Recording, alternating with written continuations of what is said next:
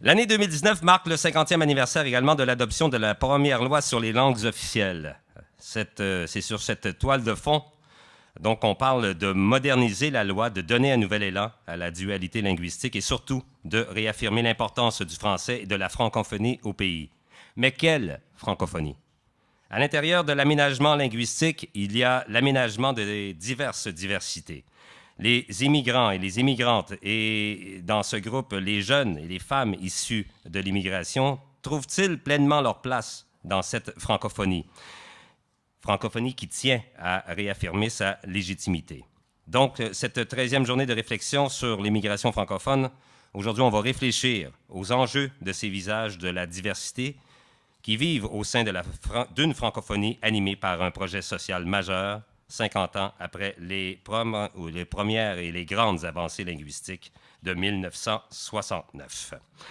Avant de vous présenter maintenant notre conférencière d'honneur, je vais en parler un peu. Elle est la 27e gouverneure générale. Elle est commandante en chef du Canada, assermentée en 2005 pour un mandat de 5 ans.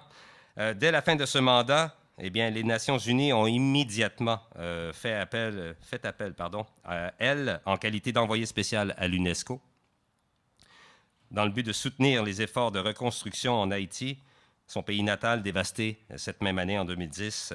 On s'en souviendra malheureusement par ce puissant séisme qui a fait des centaines de milliers de morts, autant de blessés et de sinistrés. Elle sera également jusqu'en 2014 appelée à occuper la fonction de chancelière à l'Université d'Ottawa.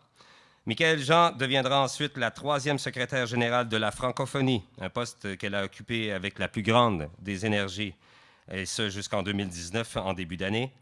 Après avoir été élue au Dakar au 15e sommet des chefs d'État et de gouvernement en 2014. Également, avec son mari, M. Jean-Daniel Lafont, elle crée et préside depuis 2010 la Fondation Michaëlle Jean, dont les programmes accompagnent par l'art et la culture des initiatives citoyennes aux côtés de jeunes parmi les plus vulnérables et fragilisés au Canada, mais combien volontaires et créatifs. Sur ce, accueillons, s'il vous plaît, notre conférencière d'honneur aujourd'hui, la très honorable Michaëlle Jean, 27e gouverneur général du Canada.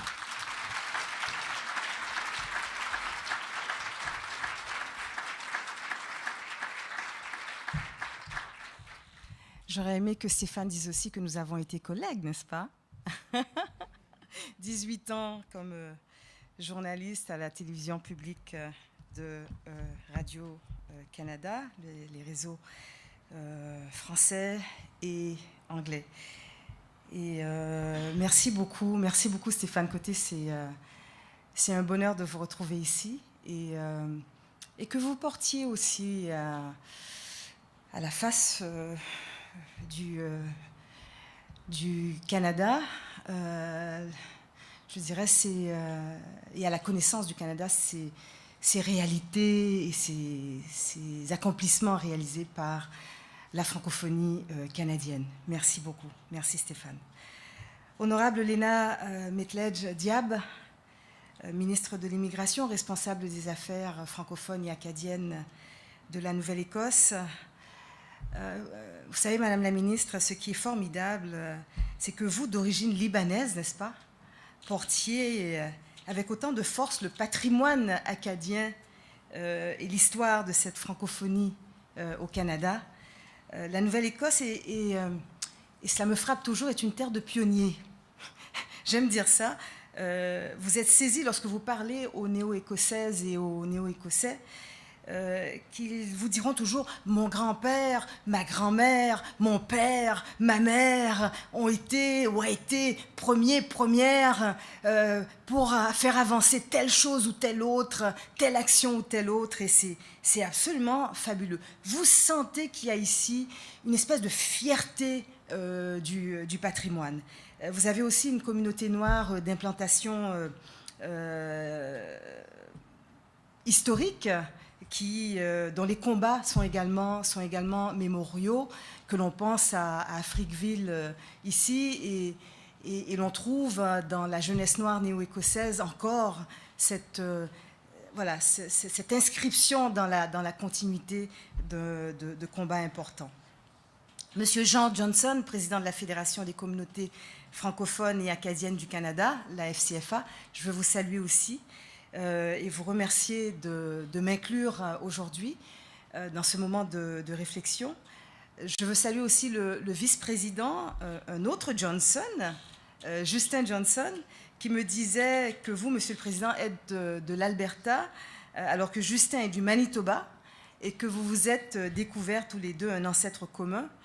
Et je veux dire à Justin Johnson combien j'ai été touchée qu'il m'ait raconté aussi et qu'il m'ait dit des choses de ses ancêtres amérindiens du Manitoba et de sa volonté, par les études qu'il mène et qu'il poursuit et les recherches, de sa volonté de contribuer à la sauvegarde des langues amérindiennes dramatiquement menacées en ce pays. Et l'on sait que chaque fois qu'une langue disparaît, c'est comme si une étoile s'éteignait dans la constellation et notre firmament. Tellement c'est précieux, quoi. Il nous faut en effet saluer les premiers peuples de ce vaste territoire en terre Mi'kmaqui, du grand peuple Mi'kmaq, territoire partagé avec 5 autres communautés du Cap-Breton, les Wekokmak, Wagmatcook, Membertou, Escassonie et la nation de Chapel Island, sans oublier la nation Acadia. Nos pensées vont à tous ces peuples, à tous ces peuples. Monsieur le directeur général, cher monsieur Dupuis, j'ai été aussi ravie que nous parlions ce matin de la francophonie internationale. J'en toucherai un mot tout à l'heure. Honneur et respect, c'est ainsi que nous saluons dans mon pays natal, Haïti, l'honneur et le respect que nous avons dû arracher, je vous l'assure, de toutes nos forces dans le combat qu'il nous a fallu livrer pour nous soustraire à 400 ans d'esclavage, de déni total d'humanité, de supplice et d'humiliation. Nous, arrachés à l'Afrique et dépossédés de tout, dépossédés de nos noms, nos origines, nos langues, nos lieux, par la colonisation, dépossédés de notre liberté, nous avons résisté et nous nous sommes affranchis par nous-mêmes avec la combativité également totale des Premières Nations, Arawak, Taïno et Caribé, aujourd'hui décimées, mais dont nous honorons aussi et dont nous perpétuons la mémoire. Je suis aussi de descendance acadienne, en plus d'être de descendance africaine, bien sûr, mais de descendance acadienne également. Mon arrière-grand-mère est une Leblanc, fille de Cangé Leblanc, arrivée avec son père et 1500 autres déportés lors du Grand Dérangement. Ce qu'on ne dit pas beaucoup, c'est que plusieurs de ces bateaux qui transportaient ces déportés ont été refusés par des villes américaines et ont procédé beaucoup plus au sud encore que la Louisiane et la Nouvelle-Orléans pour arriver à Saint-Domingue, qui était cette colonie française qui deviendra par la Révolution haïtienne Haïti, Haïti Boyo Kiskeya en langue arawak, qui veut dire terre montagneuse, et sont restés.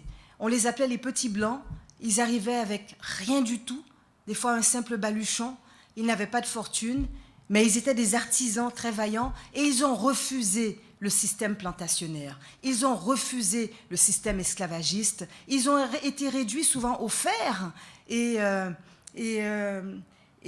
aux travaux forcés, mais se sont joints aux Noirs lors de la Révolution haïtienne et sont restés. Mon assistant aujourd'hui qui est là, M. Paul Cormier, a appris de moi également que des Cormiers, il y en a en Haïti, il y a le village Cormier, il y a plage Cormier, donc tous ces noms acadiens sont restés parce que voilà, il y a eu cette mondialisation des solidarités au nom d'un idéal de liberté et de fraternité qui a su triompher à travers ces alliances et tous ces métissages. Si je posais ici la question à chaque personne ici présente, de quelle histoire es-tu? De quelle histoire es-tu? Nous n'en finirions plus de nous ébahir de la richesse de tous nos traits de civilisation que nous portons en nous, du parcours de nos ancêtres dans le prolongement duquel nous sommes et des circuits aussi de nos mémoires. Alors ce qui est magnifique, c'est que nous pouvons dire aujourd'hui que le destin fait que nous sommes appelés et décidés à écrire un autre chapitre ensemble, sous d'autres cieux et d'autres paradigmes et en d'autres temps.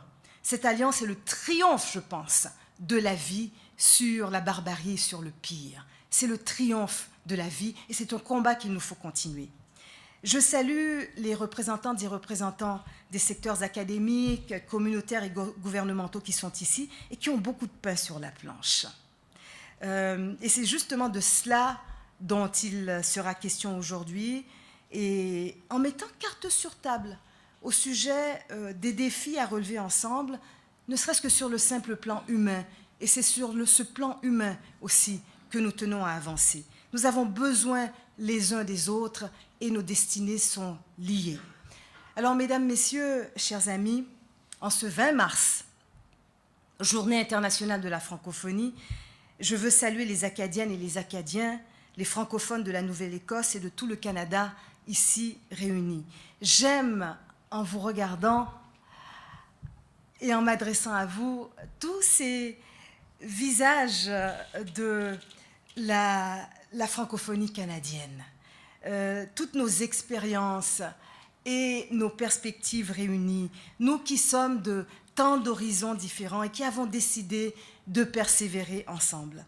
Je veux vous dire combien j'admire très, très sincèrement et je suis vraiment fière de tout ce que vous accomplissez, de tout ce qui vous définit, votre histoire à la fois singulière et collective, la force de votre enracinement à travers le pays et l'étendue aussi de vos racines, la somme de courage et je veux dire aussi d'ingéniosité dont vous faites constamment preuve, votre remarquable contribution à l'avancement du pays tout entier, ces valeurs d'accueil et d'ouverture à la diversité du monde que vous mettez en pratique chaque jour avec tant d'application et tant de générosité.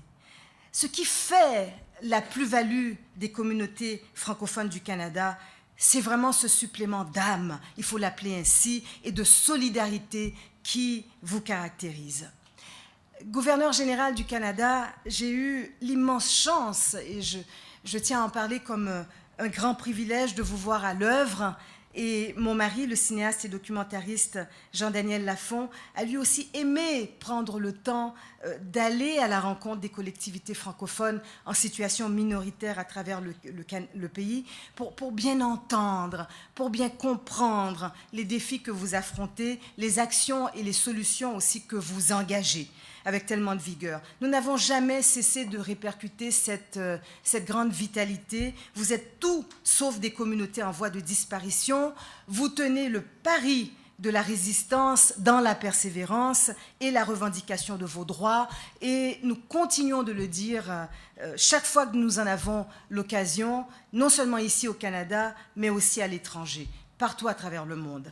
Alors je me sens infiniment choyée de célébrer ici avec vous la langue française que nous avons en partage et qui est notre trait d'union, j'aime l'appeler ainsi, notre trait d'union pour agir à travers le Canada, mais aussi avec le reste du monde, qui compte aujourd'hui 300 millions de francophones sur les 5 continents. Cette importante augmentation du nombre de francophones dans le monde, 30 millions de plus depuis la dernière recension, figure dans le tout récent rapport de l'Observatoire de la langue française que j'ai eu le plaisir, en qualité de secrétaire général de la francophonie, de présenter aux chefs d'État et de gouvernement membres de l'Organisation internationale de la francophonie, au 17e sommet que j'ai présidé à Erevan, en Arménie, en octobre 2018. 300 millions de francophones dans le monde, et le nombre de francophiles est également en progression, parce que le français demeure la deuxième langue la plus enseignée dans le monde et est la seule langue avec l'anglais à être parlée sur les 5 continents. Le français est aussi la 3e langue des affaires après l'anglais et le mandarin. Donc, parler français est certainement une grande chance, c'est une formidable passerelle, c'est une immense fenêtre d'opportunité et de positionnement dans le reste du monde. Et cela, les communautés francophones du Canada, même en situation minoritaire, doivent en prendre la pleine mesure. L'ensemble des Canadiennes et des Canadiens devraient en prendre toute la mesure.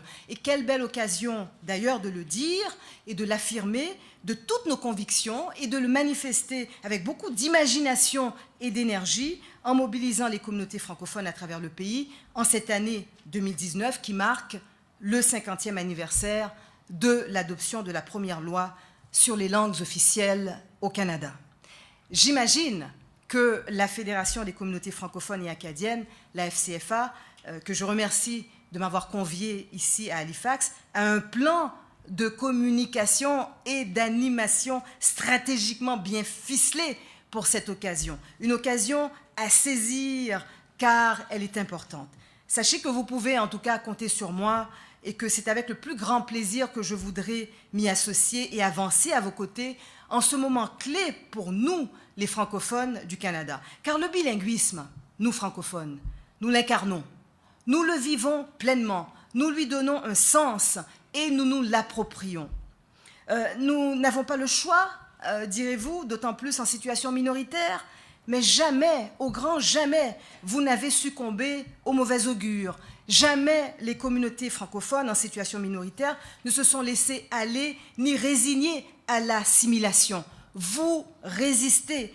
Lorsqu'une génération entière n'a pas pu s'instruire en français, elle s'est assurée que la génération suivante en ait la parfaite possibilité, en le revendiquant avec force et en mobilisant aussi tous les moyens, toutes les capacités, toutes les compétences. Et cela est remarquable.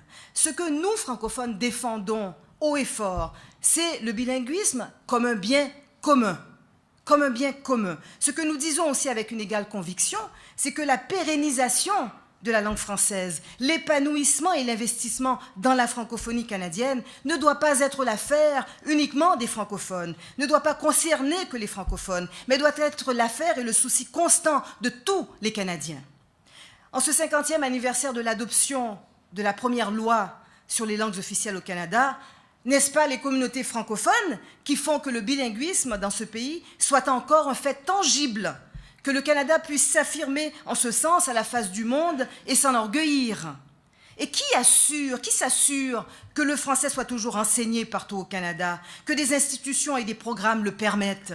Qui s'assure qu'une immigration francophone puisse s'intégrer dans les meilleures conditions et apporter sa contribution à l'essor du Canada?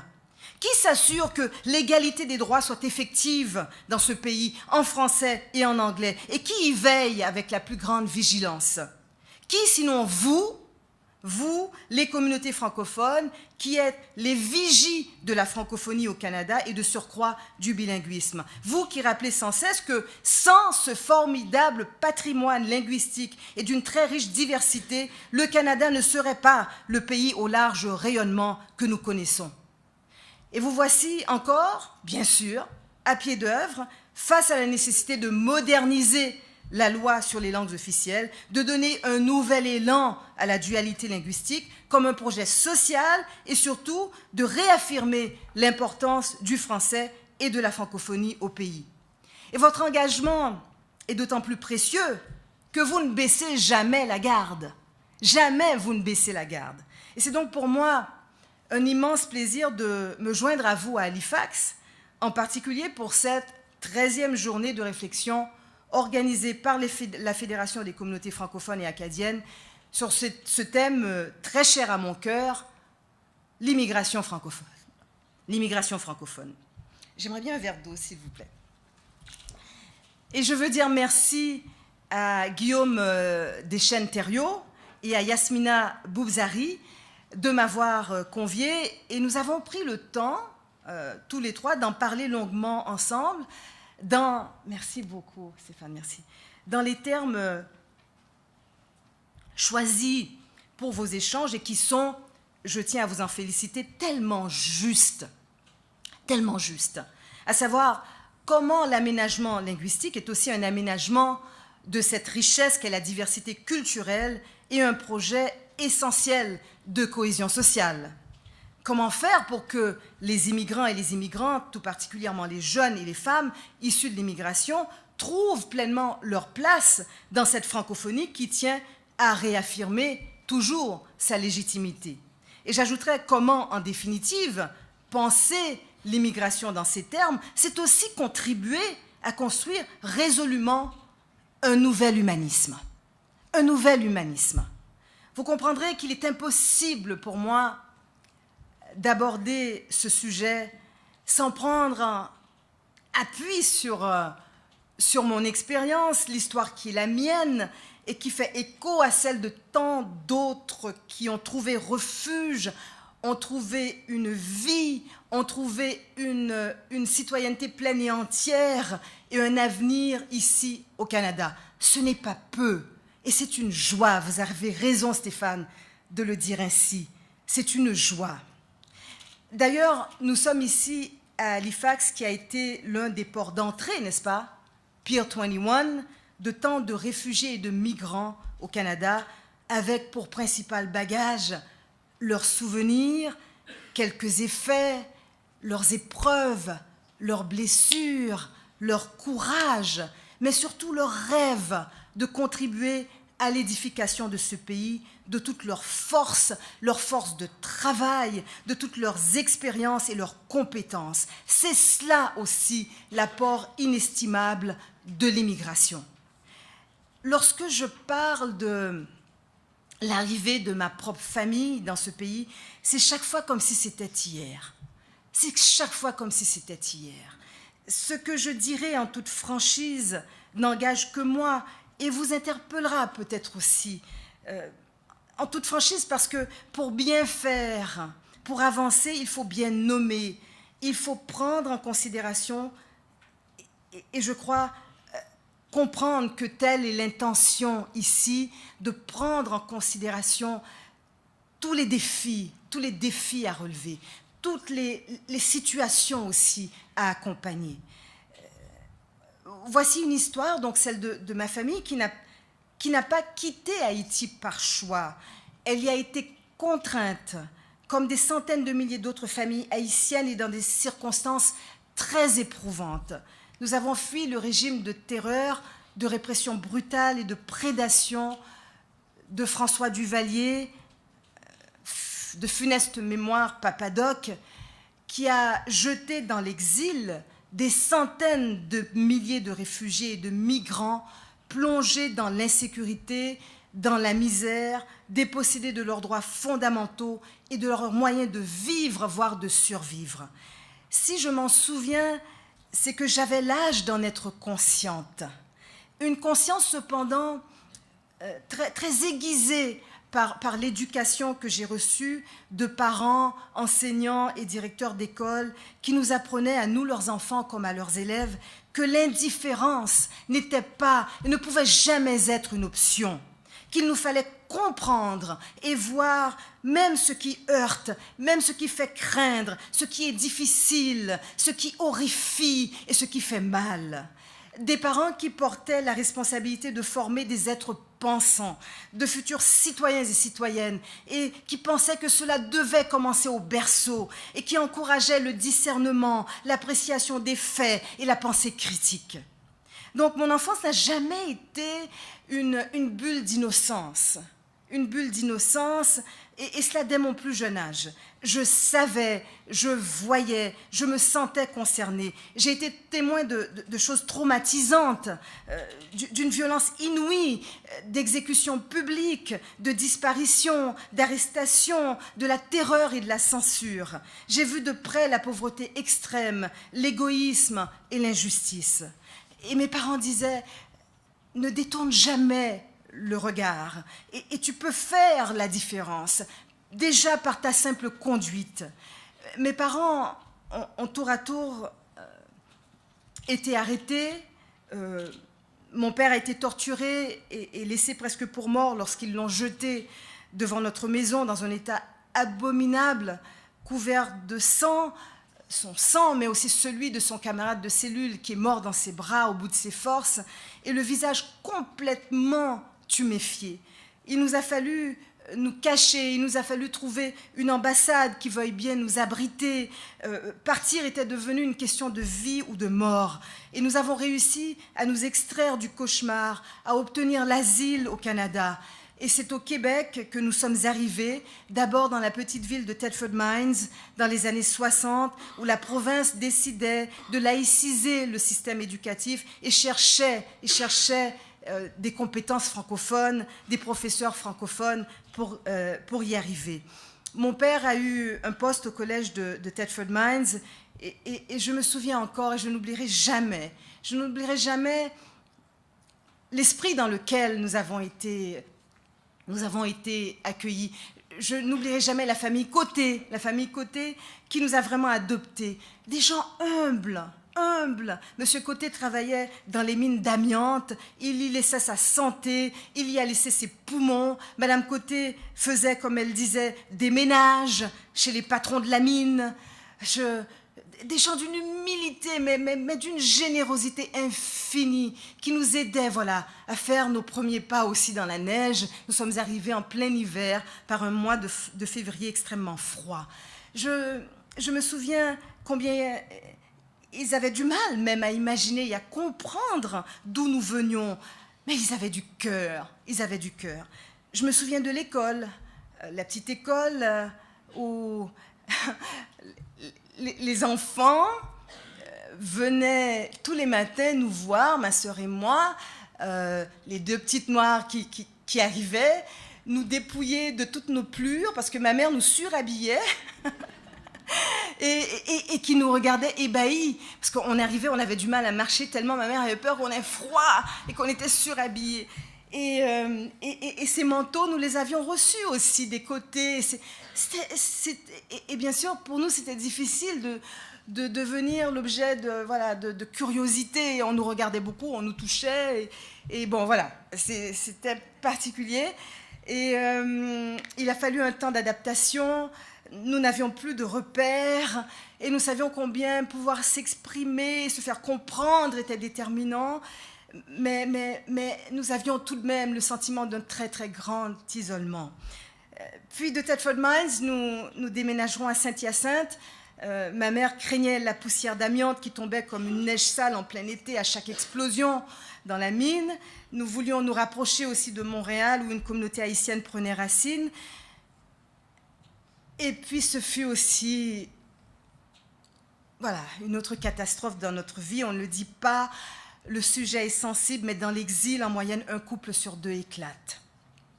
Car l'exil est une cassure violente. Il y a une sorte de choc post-traumatique. C'est arrivé à mes parents et nous l'avons vu beaucoup autour de nous. Ma mère, comme quantité d'autres femmes, s'est retrouvée seule avec 2 enfants sur les bras à Montréal, sans pension alimentaire, incapable de tenir financièrement avec une suppléance ici et là, sur appel seulement de temps en temps dans une école puis une autre, pas moyen d'avoir un poste permanent à hauteur de ses compétences.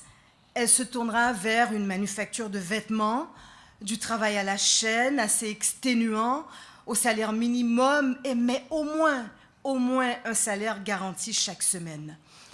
Elle pensait à sa propre mère, qui s'était retrouvée veuve après la mort subite de mon grand-père, 5 enfants sur les bras. Ma grand-mère avait quitté le village de Jacmel pour Port-au-Prince, la capitale, armée de sa machine à coudre, à pédale et manuelle. Elle avait passé ses jours et ses nuits à coudre des vêtements qu'elle allait vendre au marché, avec une seule idée en tête, que ses 5 enfants, garçons et filles, aillent à l'école et soient instruits. Elle y a réussi. Eh bien, à son tour, ma mère ne se plaindra pas. Elle avait fait des études, mais il n'y a pas de saut métier, nous disait-elle toujours. Il fallait nourrir ses enfants dans la dignité et leur donner un toit. Pas le choix. Elle rentrait fatiguée, mais nous parlait surtout des femmes immigrantes avec lesquelles elle travaillait. Des Italiennes, des Portugaises, des Grecques, des Polonaises. Et comment elle qui avait mené des campagnes d'alphabétisation en Haïti, profitait de la courte pause du midi pour enseigner des rudiments de français à ses femmes. « Il le faut », disait ma maman. « Autrement, elles sont démunies, elles sont coupées de tout et ne peuvent pas se défendre. » Nous vivions dans une pièce et demie dans le sous-sol d'un édifice à logement. 3 cuillères, 3 couteaux, 3 assiettes, 3 tasses, 3 verres, tout par 3 pour ma mère, ma sœur et moi. Un lit pour ma sœur et moi, un canapé pour ma mère. Parfois, seulement une fois les comptes payés, 25 cents pour terminer la semaine. Et ma mère appelait l'école pour qu'on nous fasse manger à crédit à la cafétéria. Mais jamais, jamais nous n'avons été ni aussi proches, ni aussi soudés. J'en suis très émue en vous le disant. Je me souviens aussi de l'angoisse de ma mère lorsqu'elle s'est mise à souffrir de sinusite chronique aiguë causée par la poussière de la manufacture et du jour où elle est allée supplier les religieuses qui tenaient l'hôpital psychiatrique de Montréal, l'hôpital Saint-Jean-de-Dieu, de lui donner du travail. Elle se souvenait que cette même congrégation de Saint-Jean-de-Dieu avait des missionnaires en Haïti. Eh bien, elle sera engagée comme préposée aux malades d'abord de soir, de nuit, des heures impossibles avec de jeunes enfants. Nous avons dû apprendre à nous débrouiller, mais dès que l'hôpital introduira la possibilité de suivre une formation d'infirmière en psychiatrie à mi-temps, ma mère a tout de suite saisi cette occasion et voilà, est devenue infirmière. C'est donc un récit de persévérance, de volonté, de haut sacrifice, d'abnégation également, qui m'amène à parler des femmes immigrantes. Je me souviens fort bien du temps où, au Québec, les cours de français aux immigrants n'étaient offerts qu'aux hommes, parce qu'on estimait à tort que les femmes restaient au foyer. Je m'en souviens parce que j'ai milité avec l'Association des femmes immigrantes du Québec pour accompagner quantité de femmes dans leur intégration et nous avons milité contre cette disposition du programme d'enseignement du français. Car la plupart des femmes immigrantes et de toutes les cultures ont eu dans leur pays d'origine une activité professionnelle ou entrepreneuriales, même informelles. Certaines sont très instruites, d'autres le sont moins, mais en toutes circonstances, l'autonomisation économique est vitale pour ces femmes et pour leur intégration sociale. Le contraire les met en péril. Être totalement dépendantes de leur conjoint, qui lui aussi est en situation de transition, donc fragilisé, crée des tensions. Cette autonomisation économique est d'autant plus importante si le couple éclate, ce qui est, je le disais, assez fréquent, et c'est la femme qui se retrouve seule avec la charge des enfants.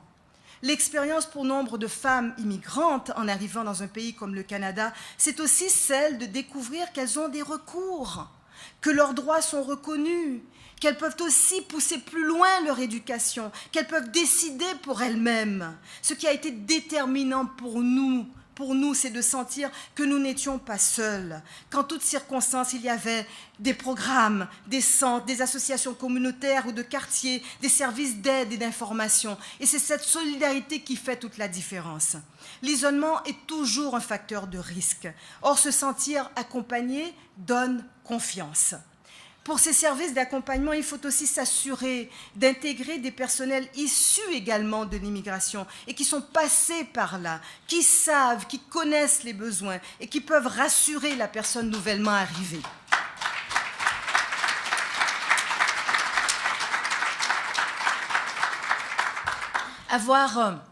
Avoir un compte en banque, savoir remplir des documents pour l'impôt ou autre, pouvoir accéder à un logement décent, acquérir une propriété. Je me souviens de la fierté de ma maman quand, avec ses économies, elle a pu négocier une première hypothèque. Est-ce que cela voulait dire pour elle est-ce que cela lui apportait comme grande assurance et sentiment de plus grande sécurité. Et être au courant aussi de nos droits, pour pouvoir voilà, trouver un recours. Parce que, bon, il y a, oui, les préjugés. Aucune société n'est à l'abri des préjugés. Il y a les idées préconçues qui nous heurtent. Et c'est parfois humiliant. Combien de fois il nous faut esquiver, il nous faut savoir répliquer dignement et garder cette dignité. Saviez-vous qu'au Canada, par exemple, les femmes musulmanes sont parmi les plus instruites? Dès qu'on les voit porter un voile, certains pensent souvent le contraire. Donc il y a des fois ces idées préconçues. Autre situation dont il faut tenir compte et dont les maires de villes canadiennes ont tenu à alerter les services d'immigration, les réfugiés pris en charge sont tenus de rembourser une partie des coûts au gouvernement du Canada, le coût des billets d'avion. Cela peut sembler peu, mais pour une famille de 2 adultes, 2, 3 ou 4 enfants à charge, mais qui n'a pas de revenus suffisants, c'est d'emblée démarrer avec une dette. Une dette qui va, mine de rien, grever le budget familial de cette famille en situation précaire. Ce que disent les maires de plusieurs villes canadiennes, c'est que les enfants adolescents les plus âgés de ces familles seront souvent mis à contribution et devront trouver un boulot pour ramener un salaire à la maison. Leurs performances scolaires s'en ressentiront et il y a le risque de décrochage, ce qui n'est pas sans les exposer à certains dangers. Alors parlons des jeunes, justement. Quitter son pays, perdre son réseau familial élargi, perdre son lieu, faire le saut dans l'inconnu n'est pas évident pour l'enfant, même si la capacité d'adaptation est parfois plus grande que pour l'adulte, et cela grâce à l'école, lorsque les professeurs et les équipes jouent bien leur rôle de facilitation, d'écoute attentive, d'observation et d'évaluation des besoins de l'enfant. Je me souviens qu'à notre arrivée au Québec, tout de suite inscrite à l'école élémentaire publique du quartier, quelle chance! J'ai passé des semaines sans prononcer un mot. Tellement je me concentrais, j'étais étourdie par l'accent. Cet accent que je ne connaissais pas, qu'il me fallait déchiffrer. L'accent du lieu où nous nous retrouvions.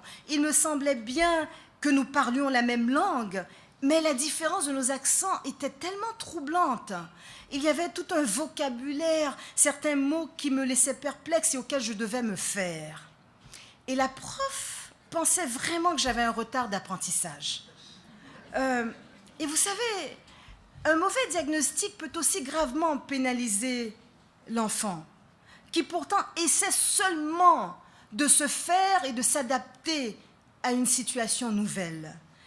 Et puis quand j'ai compris certaines inversions, par exemple, dans les questions qu'on me posait, je me suis remise à parler. « T'as-tu compris, là? T'as-tu compris? » « Oui, madame, j'ai compris. Mais il m'a fallu du temps pour comprendre. » Certains traumatismes suivent aussi l'enfant et dont on ne parle pas à la maison parce que c'est trop douloureux. C'est pour ça qu'on n'en parle pas bien souvent. Je me souviens du jour où mon professeur au secondaire à Montréal m'a aidé à en parler devant la classe et m'a libérée de cauchemars qui continuaient de me hanter. Alors l'écoute sensible et attentive était tellement réconfortante. La situation stressante à la maison, tension entre les parents, les accès de violence de mon père qui mèneront à la rupture. Pour les enfants comme pour leur mère, c'est aussi un cauchemar. Mon père n'avait pas été accompagné, parce que cela n'existait pas à l'époque, dans le traumatisme qu'il avait brisé de la torture. Je n'ai compris ce qui lui est arrivé qu'en écoutant un jour les témoignages de réfugiés chiliens qui étaient passés par là, par la torture. Cela vous laisse dans un état de cassure tel que vous n'arrivez plus ni à aimer, ni à être aimé. C'est souvent le cas. Et il vous faut être accompagné pour surmonter cela. La précarité, l'insuffisance alimentaire isolent également. Le choc culturel entre les mœurs du pays d'origine, les codes sociaux et ceux du pays d'accueil, notamment même dans la façon d'élever les enfants, est aussi un facteur dont il faut tenir compte. Dans nombre de pays, le châtiment corporel est infligé aux enfants.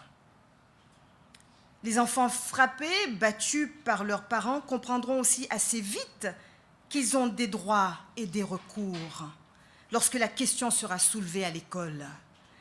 Et il faut pouvoir sensibiliser les parents qui ont eux-mêmes été élevés dans les coups, qu'il y a d'autres façons d'agir. Attention, je ne dis pas que c'est systématiquement le cas dans les familles immigrantes, et je sais fort bien que cela peut être le cas et que cela est aussi le cas dans les familles non immigrantes. Mais je parle encore une fois d'expérience, car dans les mœurs haïtiennes, comme dans d'autres, c'est problématique. Et c'est un combat qui est mené. Lorsque survient une rupture, il y a un autre problème, c'est que le plus souvent, le père se dérobe et s'efface totalement. C'est un deuil profond pour le jeune à surmonter. Pour les jeunes garçons, c'est un drame aigu en particulier. Des jeunes d'origine haïtienne avec qui je suis allée discuter en prison, dans une prison fédérale au Québec, pour les offenses de 2 ans, pour les offenses qui amènent à des sanctions de 2 ans et moins d'emprisonnement, ne me parlaient que du père absent et étaient soulagés que je leur dise que moi aussi.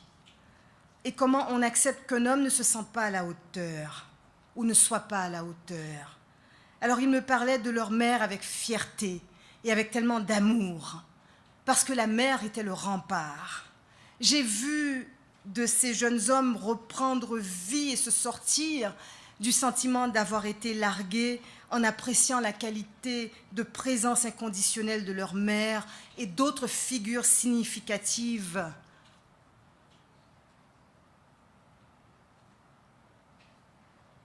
Comme ces animateurs, ces chefs de programme dans des centres communautaires. La mère seule pour élever les enfants, subvenir à leurs besoins, travaille parfois à des heures contraires aux horaires de l'école et c'est aussi un facteur déstabilisant. Il faut pouvoir compter sur ces programmes, sur ces animateurs, sur ces programmes parascolaires, ces programmes d'aide aux devoirs.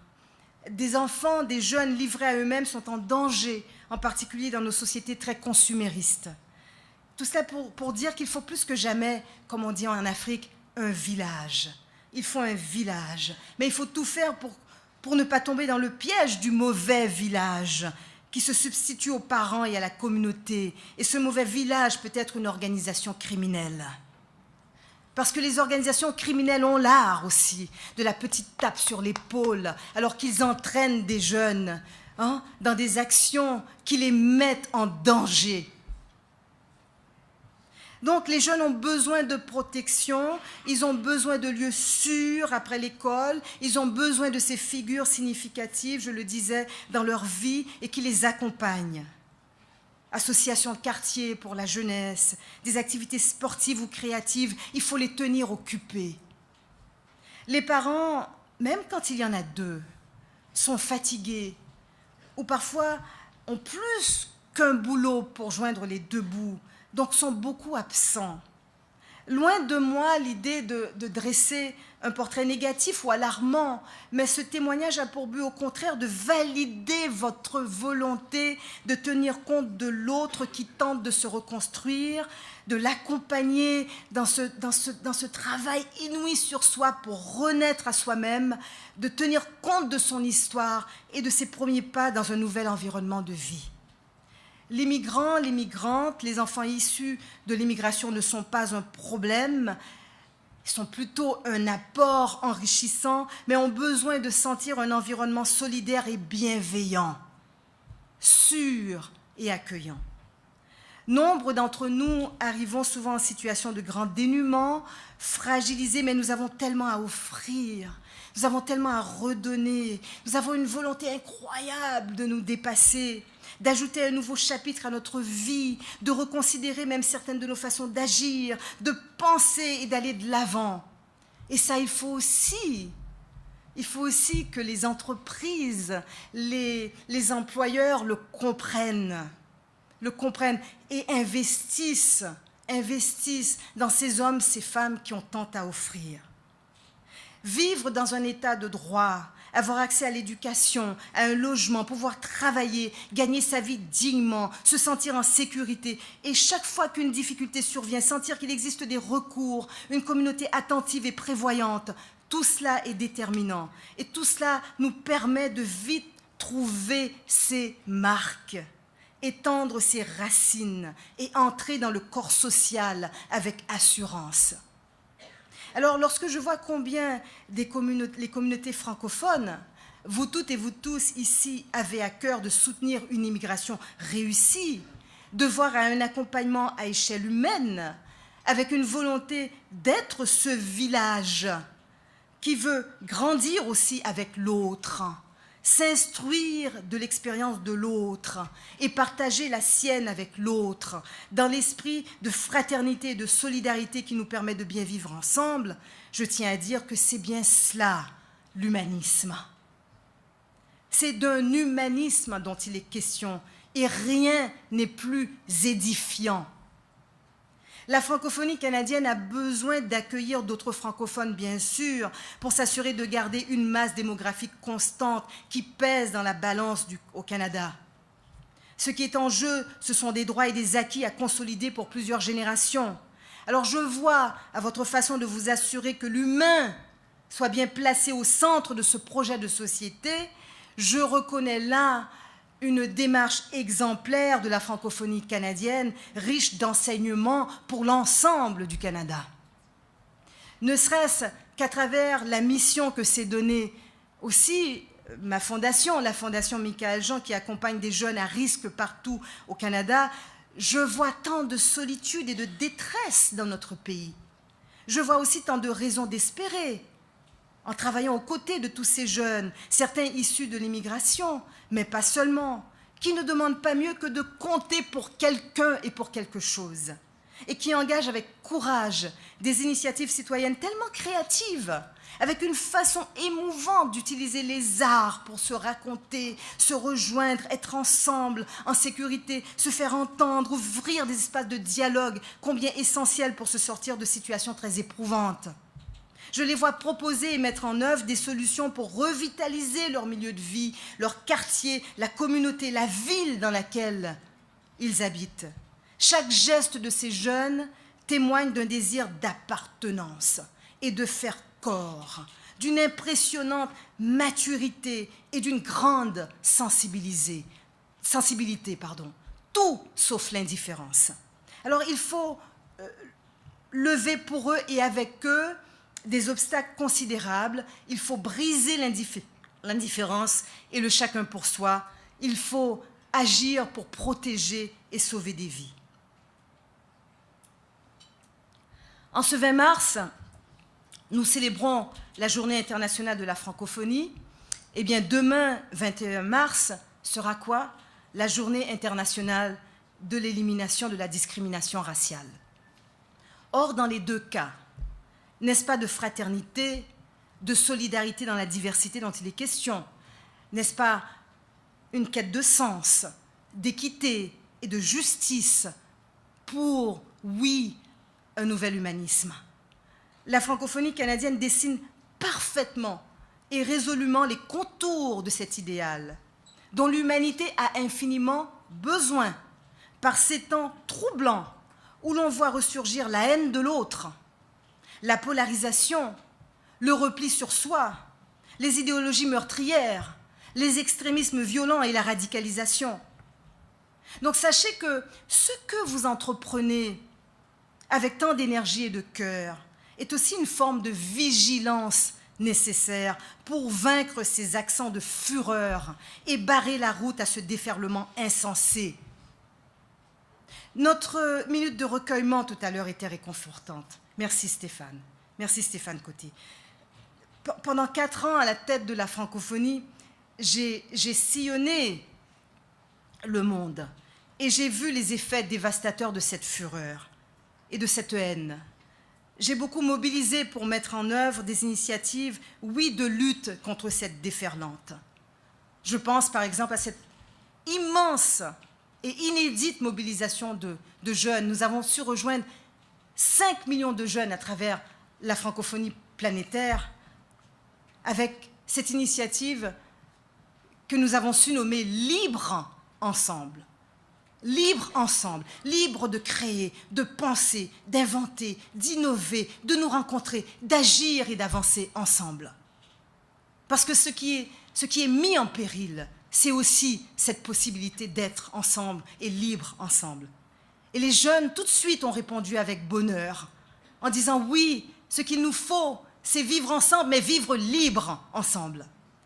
Et c'est formidable de voir combien d'une plateforme, d'abord sur Internet, combien très vite Libre Ensemble est devenu un mouvement qui est repris généreusement à travers la francophonie par des centaines de milliers de jeunes, avec des initiatives portées par eux-mêmes, pour justement dire combien, alors que des criminels se servent aussi et sacrifient des jeunes dans leur volonté de détruire,